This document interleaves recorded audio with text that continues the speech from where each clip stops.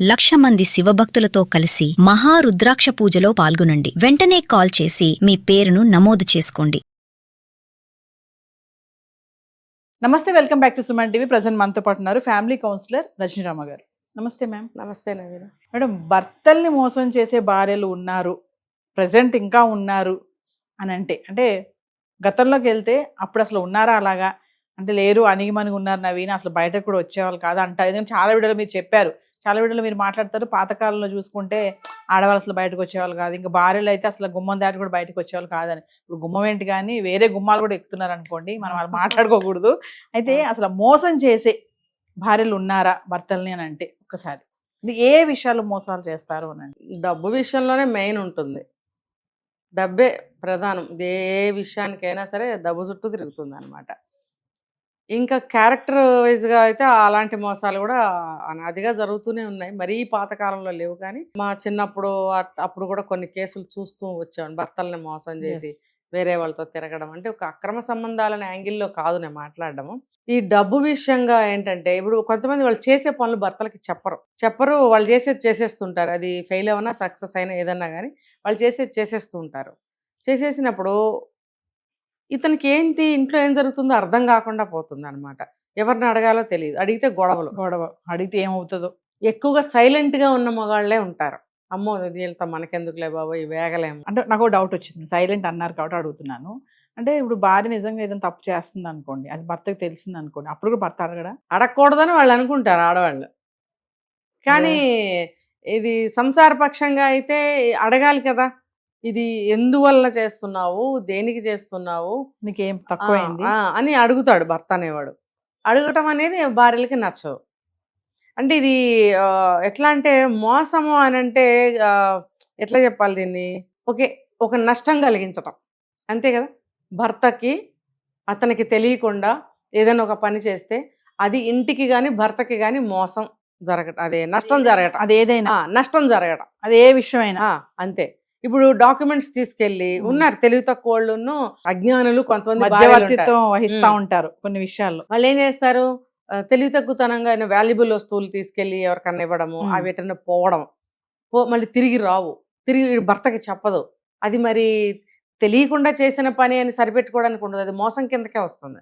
నువ్వు చెప్పి చేయాలి కదా, చెప్తే నేను వద్దు అని అంటాను కదా, అది విలువైంది. ఏదైనా ఆస్తిపత్రాలు కావచ్చు, లేకపోతే ఒక బంగారు నగ కావచ్చు, ఏదైనా ఇంటి విషయం కావచ్చు, ఏదైనా లేదు భర్తకు తెలియకుండా ఏదైనా మాటలు మారుస్తూ మాట్లాడతారు కొంతమంది. భర్త దగ్గర మంచిగా ఉంటూ భర్త వెనకాల ఏదో ఒకటి చెడు చెప్తూ భర్త గురించి రకరకాలు ఉంటాయి. డీప్గా వెళ్ళామంటే మనకు పూట సరిపోతుంది. అంటే అసలు భర్తల్ని మోసం చేయాల్సినటువంటి పరిస్థితులు ఏముంటాయి మేడం? అసలు మోసం చేయాల్సిన ఏముంటాయి అసలు? వాళ్ళు మోసం చేస్తున్నామని అని అనుకోరు, వాళ్ళ నేచర్ ప్రకారం వెళ్ళిపోతుంటారు. వాళ్ళు హస్బెండే కదా, అది నష్టాలు వాటిల్తూ ఉంటాయి. దాన్ని మనం కాల్డ్ మోసం. అర్థమైందా? అదే అనమాట. ఇక్కడ వీళ్ళు మోసం అని బాధపడిపోతుంటారు. వాళ్ళేమో తెలియక చేసామనో, మేము ఇలా అనుకోలేదనో అలా అనుకోలేమో వాళ్ళు అంటుంటారు. ఎలా అయినా సరే ఇది మంచి పని కాదు అని తెలిసినప్పుడు నువ్వు ఎందుకు చేయాలి? ఇప్పుడు భర్త ఒక 10,000 తీసుకొచ్చి ఇంట్లో పెడతాడు ఏదన్నా ఒక పని కోసం. తీసుకొచ్చి పెట్టినప్పుడు చెప్పి పెట్టచ్చు, చెప్పకుండా పెట్టచ్చు. ఇంట్లో ఏదో ఒక అవసరం కోసం తెచ్చి ఇంట్లో పెట్టాడు, ఆఫీస్కి వెళ్ళాడు, ఈవిడ చూసింది, అడిగితే ఇవ్వడు. కాబట్టి డబ్బు తీసుకుని మనం షాపింగ్కి వెళ్ళి ఏదో షాపింగ్ చేసేద్దాం, అడిగితే నాకు తెలియదని చెప్పేద్దాం. దాన్ని ఏమంటారు మీరే చెప్పండి? అది దొంగతనం అనాలా, మోసం అనాలా, వాట్ ఎవర్ ఇట్, అది మంచి పని అయితే కాదు. మరి కొంత తెలివైన భార్యలు ఏమంటారు అంటే, నా భర్త డబ్బులే కదా తప్పే అలా అంటారు. అది ఇంకా అది జానా నెరజాన పాట పాడాలి ఇప్పుడు. నా భర్త డబ్బులు తప్పేముంది, నేను దొంగతనం ఎందుకు చేసినట్టు అవుతాను, నా భర్త డబ్బులే కదా అని అనేవాళ్ళు ఉన్నారు. లేదు, చెప్పాలి. రూపాయి తీసుకున్నా సరే తప్పుగా నువ్వు ఎంతన్నా తీసుకో, బట్ చెప్పు. ఎందుకంటే నువ్వు తీసావా అని భర్త అడిగితే అతని మనసుకేం మంచిగా అనిపించదు. అయ్యో నా భార్యను నేను ఇలా అడగాల్సి వస్తుంది అని ఖచ్చితంగా ఫీల్ అవుతాడు భర్త అనేవాడు. అలాంటప్పుడు నిన్ను అడగలేకపోతాడు. పిల్లల్ని అడిగాడు అనుకో, భార్య ఏమనుకుంటుంది, పిల్లల్ని అడ్డం పెట్టి నన్నే అంటున్నాడని ఆ ఫీల్ అవుతుందని ఈయన ఫీల్ అవుతాడు. కానీ ఏ రకంగానూ ఆయన తేలిగుట్టిన దొంగలాగా ఊరుకోవాల్సిందే. అందుకని చెప్పి ఈవిడ తీసుకున్నానని ఈవిడ చెప్పదు. దాన్ని ఏమంటారు? అంతే కదా, వంచన, మోసం రెండు ఒకదాని కిందకే వస్తాయి. అట్లా కాదు, మంచిది కాదు. నువ్వు 1000 రూపాయలు తీసుకో, 5000 తీసుకో, ఎంతన్నా తీసుకో, ఏమంటే కొంచెం అవసరమైన తీసుకున్నాను నేను, మీరు ఏ బాత్రూంలోనే ఉన్నారు లేకపోతే ఆఫీస్లో ఉన్నారు, చెప్పే వ్యవధి లేకపోయింది, అని అంటే అతను ఏం అనుకోడు. అరే నేను పలానా దానికోసం తీసి పెట్టాను, నువ్వు ఎందుకు వాడావు అని 2 చివాట్లు వేస్తాడు, అంతకంటే ఏం కాదు. లేదు తీసే ముందు నువ్వు చెప్పు, నేను ఇలా తీసుకుంటున్నానండి అని.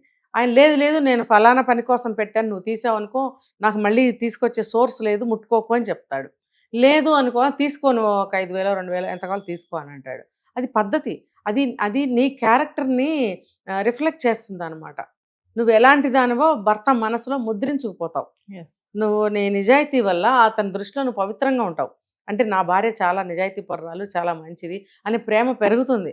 ఇలా చెప్పకుండా నువ్వు తీసినా, నాకు తెలియదని నువ్వు చెప్పాలని డిసైడ్ అయినా, అతను నిన్ను అడగాలి అని అడగలేక ఊరుకున్నా, అతని మనసుకు తెలుసు నువ్వే తీసుంటావని. ఇంకెవరు తీస్తారు? పిల్లలు అంత అమౌంట్ తీరు, దేనికి తీస్తారు కదా. కాబట్టి నువ్వే తీసావని అతనికి తెలుసు. అదేదో నువ్వు నిజాయితీగా నేను ముందుగా కానీ చెప్పే టైం లేక తర్వాత అయినా కానీ నువ్వు చెప్పినట్టయితే నీ మీద ఇంకొంచెం గౌరవం పెరుగుతుంది కదా. మరి ఇది మోసమే కదా. చాలామంది జేబుల్లోంచి డబ్బులు తీసేస్తారు నవీన. అసలు నాకు చాలా అసహ్యం ఆ పని అంటే. అరే నువ్వు జేబులో చెయ్యి పెట్టి తీస్తున్నాను అంటే మనసు కలుక్కుమంటుంది. చిచ్చి నేను ఆయన ఇలా ఇస్తే తీసుకుంటే ఎంత మర్యాదగా ఉంటుంది. ఆయన అక్కడ ఉండడు, ఆయన జేబులోంచి తీస్తున్నానంటే నా మనసుకి ఎట్లా ఉంటుంది. కాబట్టి చెప్పేయాలి. బాత్రూంలో ఉన్నారనుకో, ఏమంటే ఫలానా ఆయన వచ్చాడు, డబ్బు అవసరం పడింది తీస్తున్నాను అని తీ. లేదు ఆయన ఇంట్లో లేడు, చెప్పే ఇది లేదు, వచ్చిన తర్వాత చెప్పు. చాలా గౌరవం పెరుగుతుంది నీకు. ఈ జేబుల్లోంచి డబ్బు తీసే దరిద్రపు లక్షణం చాలా మందికి ఉంటుంది. ఈ తరం లేదు, ఆ తరం లేదు. మళ్ళీ అడిగితే నేను తీయలేదంటారు, అదొక అబద్ధం, దరిద్రమైన అబద్ధం. అంటే భర్తకి తెలియకుండా జోబులోంచి డబ్బులు తీయడం అనేది తప్పు అంటున్నారు. నాకైతే తప్పేనండి. తప్పు అంటే ఎలా? నువ్వు తీసుకో, బట్ చెప్పు, ముందుగానే వెనకగానే చెప్పు. అది నీ హక్కే, అతను పరాయవాడు కాదు. కానీ అతను ఏ అవసరానికి ఉంచుకున్నాడో, అసలు డబ్బులు లేని సమయంలో ఆయన జేబులో 200 పెట్టుకున్నాడేమో, దాన్ని నువ్వు తీస్తున్నావేమో. ఆ 200 ఆయన వెళ్ళి రావడానికి సరిపోతాయేమో. లేకపోతే ఏదో చిన్న చిన్న అవసరాలు ఉంటాయి మగవాళ్ళకి, టీ అని, ఏదన్నా ఒక సమోసా అని ఆఫీస్లో తినడానికి వాళ్ళకి చిన్న చిన్న అవసరాలు ఉంటాయి. జేబులు ఖాళీ చేసేస్తే ఎలాగా? మరి ఆ డబ్బులు కూడా తీసేస్తే ఎలాగా? అందుకని చెప్పడం అనేది ఉత్తమం. అది నీ గౌరవం పెరుగుతుంది కదా. భర్తలో సగభాగము. రెండోది, భర్తది ఏది ఉంటే కూడా అది మొత్తం నీది కూడా అయినప్పుడు నువ్వు నీ గౌరవాన్ని కాపాడుకుంటూ నువ్వు హక్కుని వినియోగించు. అయితే ఫైనల్గా ఒక విషయం చెప్పండి మేడం. అయితే కొంతమంది తింగరగా ఉంటారు. ఇప్పుడు మీరు అన్నట్టుగానే ఏంటంటే ఏం కాదులే నా హస్బెండ్, నేను అడిగాను కదా క్వశ్చన్, అలా కొంతమంది ఏంటంటే అతి తెలివిగా కూడా ఉంటారు. అయితే ఒక్కసారి భర్తని మోసం చేస్తున్నారు, ఈ విషయాలు ఉంటాయి, ఈ విషయాలు ఉన్నప్పుడు ఖచ్చితంగా భర్తకి చెప్పండి. అది డబ్బే కానీ, మాటే కానీ, ఏదైనా సలహా కానీ భర్తకు చెప్పకుండా చేయొద్దు, అది చాలా చేయడం వల్ల అది మోసమే అని అంటే కొన్ని ఏమున్నాయి పాయింట్స్ చెప్పండి, ఏమేమి? ఫస్ట్ ఆఫ్ ఆల్, భార్యాభర్తల మధ్యన ఎటువంటి రహస్యం ఉండకూడదు. రహస్యం ఉండనప్పుడు ఏమవుతుందంటే మనసు చాలా ఫ్రీగా, అసలు చాలా గర్వంగా ఉంటుంది. ఎందుకంటే నేను ఏది దాపరికం లేదు, ఏది చేసినా చెప్తాను. చూడండి, ఇప్పుడు మనం ఒక చోటకి వెళ్తున్నాము, చెప్పకుండా వెళ్ళిపోతాం, అక్కడ ఏదన్నా అవుతుంది, మన చేతిలో ఫోన్ లేదు, ఫోన్ ఉన్నా వాడు అవతల లాక్కుని పారేస్తాడు, కమ్యూనికేషన్ లేదు, భర్తకు తెలియదు ఎక్కడికి వెళ్ళాము. నువ్వు చెప్పకుండా వెళ్ళినందువల్ల ఎంత నష్టం వాటిల్లింది, నువ్వు ఎక్కడున్నావో తెలియదు, ఫోన్ కమ్యూనికేషన్ లేదు, నీ గురించి చెప్పేవాళ్ళు వ్యక్తి లేరు, భర్త పగలో రాత్రో తెలియదు, వెతుక్కుంటే ఎక్కడికైనా వెళ్తాడు. పోలీస్ స్టేషన్కి లాస్ట్ స్టేజ్లో కదా వెళ్తారు ఎవరైనా. పోలీస్ స్టేషన్కి వెళ్తే పరువు పోయిందని ఫీల్ అయ్యేవాళ్ళు చాలామంది ఉన్నారు. మరి ఇట్లాంటి ఇరకాటంలో భర్తను పడేయటం కరెక్టా? లేదు. ఆయన ఏదో అవసరం కోసం తీసుకొచ్చి పెట్టిన డబ్బులు నువ్వు గవ్వుకుని వాడేస్తావు. రేపు ఇద్దాంలే అనుకోవడానికి నీ దగ్గర ఎక్కడిది? నువ్వు సంపాదన పర్రాలు అయితే రేపొద్దున నీకు వచ్చేదైతే కూడా ఏమంటే నేను తీసుకున్నాను అని చెప్పి తీసుకోవాలి. మర్నాడు నువ్వు రీప్లేస్ చేయాలనుకుంటే రీప్లేస్ చేయి. లేదు అని అంటే నేను తీసుకున్నానంటే ఫలానా అవసరానికి. ఆయన చెప్తాడు, అవసరం ఉందా నాకు, లేదా పర్వాలేదు తీసుకో అంటాడా, తీసుకో. ఇలా ఏది చేసినా, ఒక పుట్టింటికి వెళ్ళినా సరే చెప్పి వెళ్ళటం మంచిది.